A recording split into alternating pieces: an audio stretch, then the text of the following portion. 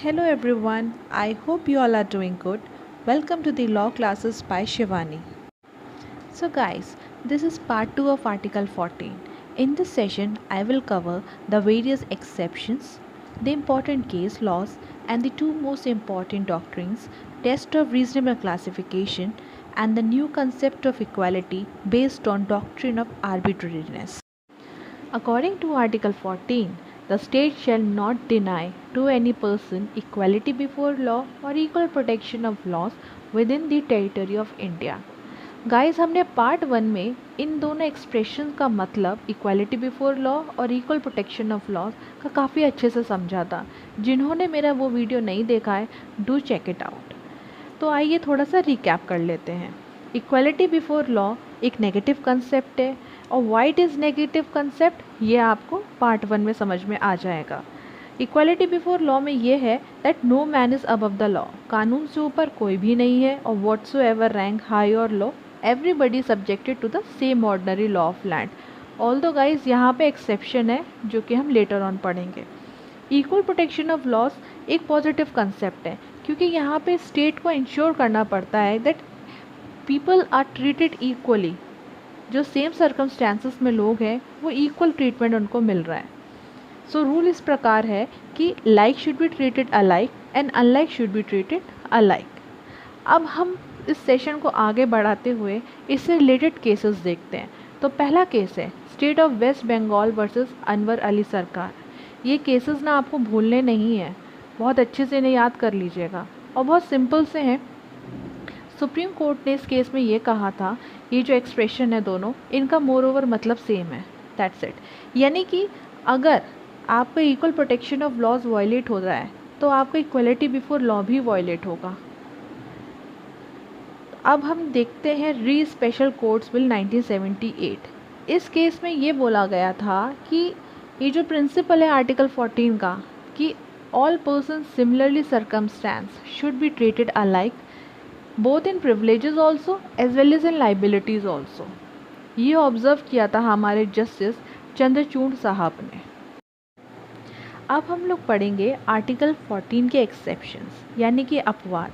तो पहला एक्सेप्शन ये है president of India and state governors they enjoy certain immunities which is been laid down in article 361 में दी गई हैं, जैसे कि they are not answerable to any court of law for exercising their powers and duties of office. जब वो अपनी duties perform कर रहे होते हैं उस दौरान उन्होंने जो भी फैसले लिए हैं उसके लिए they are not answerable to any court, और ना ही उनके अगेंस्ट कोई क्रिमिनल प्रोसीडिंग्स हो सकती है, ना ही अरेस्ट, ना ही इम्प्रिजमेंट, ना ही कोई सिविल प्रोसीडिंग। सिविल प्रोसीडिंग के केस में एक चीज़ है कि no civil proceedings for the act done in personal capacity before और after assuming the office until the expiration of 2 months notice.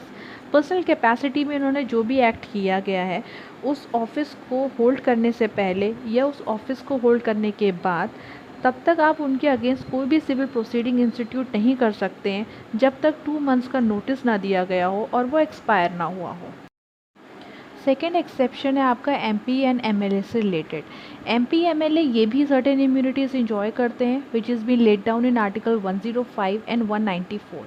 105 और 194 में ये कहा गया है कि they both are not liable to any civil और क्रिमिनल प्रोसीडिंग्स। इनके अगेंस्ट भी कोई सिविल और क्रिमिनल प्रोसीडिंग्स नहीं हो सकती है in respect of the vote और said anything in the parliament और state legislature. House of parliament में अगर इन्होंने या फिर स्टेट लेजिस्लेचर्स में इन्होंने कोई भी वोट दिया है या कुछ भी कहा है तो they are not liable to any civil और क्रिमिनल प्रोसीडिंग्स। थर्ड एक्सेप्शन आपका है आर्टिकल 361A में। इसमें यह है कि no person shall be liable to any civil और the criminal proceedings regarding the publication of the true report of the house proceedings और the state legislature proceedings.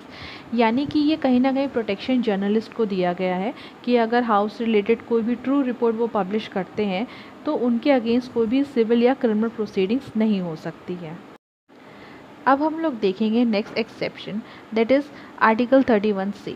According to article 31C जो 39B और C है that is the DPSP, उसको implement करने के लिए जो भी लॉज बनाए जाएंगे by state that can not be challenge on the ground of being violative of article 14। यानी कि जब article 31C comes in the picture, article 14 suspend हो जाएगा।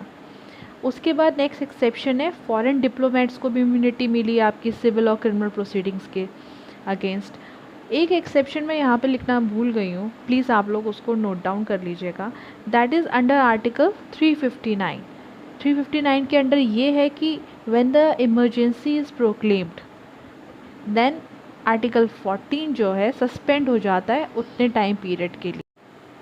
सो गाइस फाइनली आर्टिकल 14 पे जो जो एक्सेप्शंस थे मैंने आपको सारे बता दिए। बस एक एक्सेप्शन था जो इस फाइल में नहीं दिया गया है, वो है article 359। So kindly please note it down. अब हम लोग बढ़ते हैं आर्टिकल 14 की डॉक्ट्रिन्स पे। आर्टिकल 14 की पहली डॉक्ट्रिन है doctrine of reasonable classification. Article 14 permit करता है रीजनेबल क्लासिफिकेशन बट प्रोहिबिट करता है क्लास लेजिस्लेशन। हमें सबसे पहले ये पता होना चाहिए कि क्लास लेजिस्लेशन का क्या मतलब है। देखिए, क्लास लेजिस्लेशन में ये होता है कि आप ग्रुप ऑफ पर्सन्स को आर्बिट्रली सेलेक्ट कर लिया, उसके बाद आपने कुछ उनको प्रिविलेजेस दे दिए, दैट इज़ वेरी डिस्क्रिमिनेटरी। अब देखते हैं रीजनेबल क्लासिफिकेशन क्या होता है। रीजनेबल क्लासिफिकेशन में ये है कि स्टेट डिफरेंट पर्सन्स को डिफरेंटली ट्रीट कर सकती है। आर्टिकल 14 का जो लॉ बनेगा ना, it won't be in general in character, क्योंकि आर्टिकल 14 में इक्वालिटी की बात की गई है। इक्वालिटी मैंने ये कहा कि एक जनरल कैरेक्टर का लॉ बना के आप इक्वालिटी क्रिएट नहीं कर सकते हैं। आपको अनइक्वल्स को इक्वल करना है, स्पेशल प्रिविलेजेस देने हैं, उस सेंस में थोड़ा सा इसे याद रखिएगा। तो जो डिफरेंट पर्सन हैं that can be like basis of nature, attainment या सर्कमस्टांसेस, और लेजिस्लेचर के पास ये पावर होती है टू ग्रुप द पर्सन और the object to attain this. अब हम लोग देखते हैं टेस्ट ऑफ रीजनेबल क्लासिफिकेशन। जब हम ये डॉक्ट्रिन पढ़ रहे हैं तो आपके दिमाग में ज़रूर आया होगा कि भाई पता कैसे चलेगा ये जो क्लासिफिकेशन हो रहा है दैट इज़ रीजनेबल और नॉट, कहीं ये आर्बिट्री तो नहीं है। तो देखिए, इसके लिए दो कंडीशंस है जो फुलफ़िल करनी होती हैं।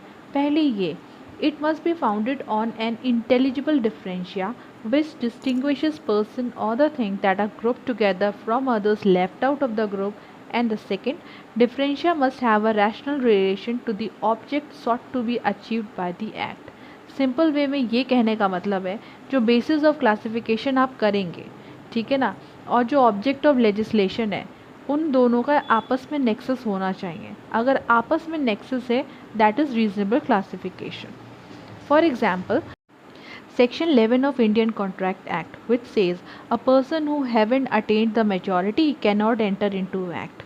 तो यहाँ से हम समझते हैं कि बेसिस ऑफ क्लासिफिकेशन और ऑब्जेक्ट ऑफ लेजिस्लेशन क्या है, क्या इन दोनों के आपस में बीच में नेक्सस है कि नहीं है, और अगर नेक्सस है तो वो एक रीजनेबल क्लासिफिकेशन है।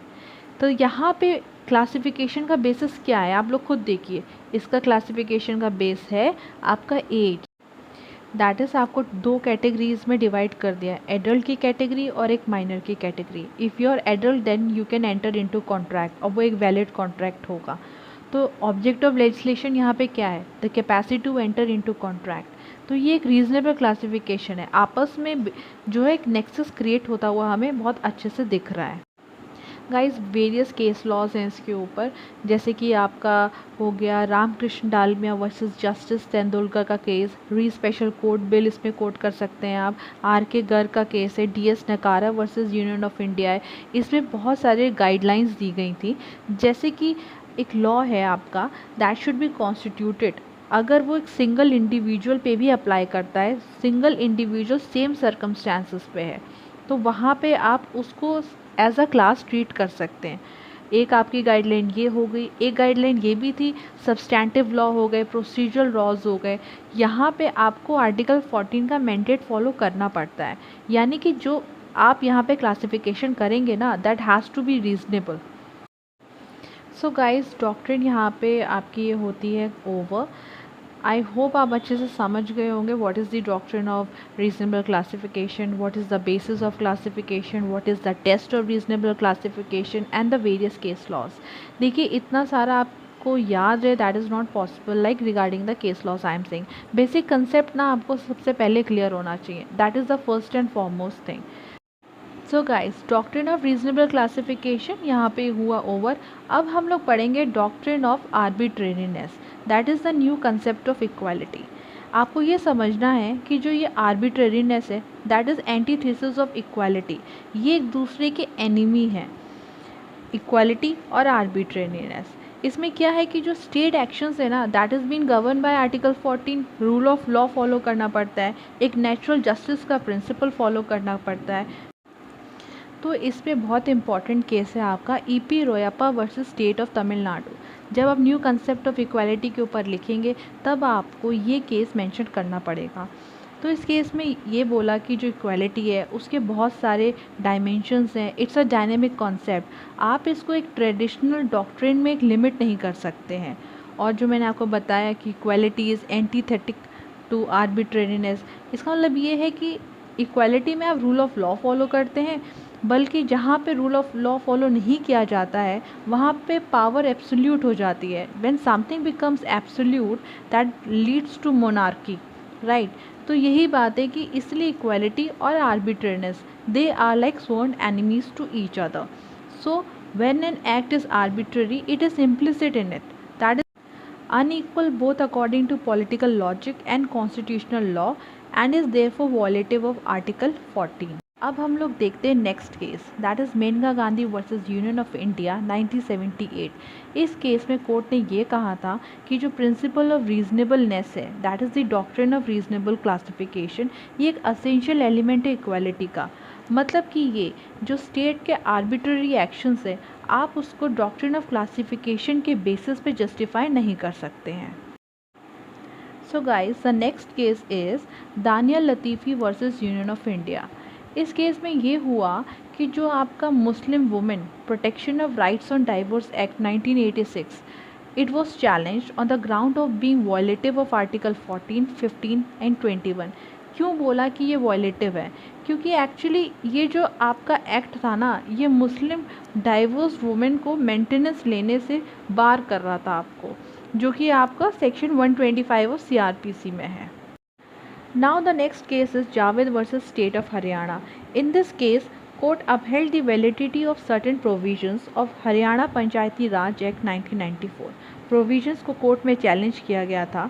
Provisions ये थे कि they were disqualifying the person for holding the election or the office of sarpanch, panch, etc. if they are having like more than 2 children. Classification ये था अगर 2 से ज़्यादा you have children and you can not contest the election, that is the intelligible differentia of this, and this was having the nexus with the object of popularisation of family planning programme. So guys, अब हम लोग देखते हैं article 14 पे recent case laws.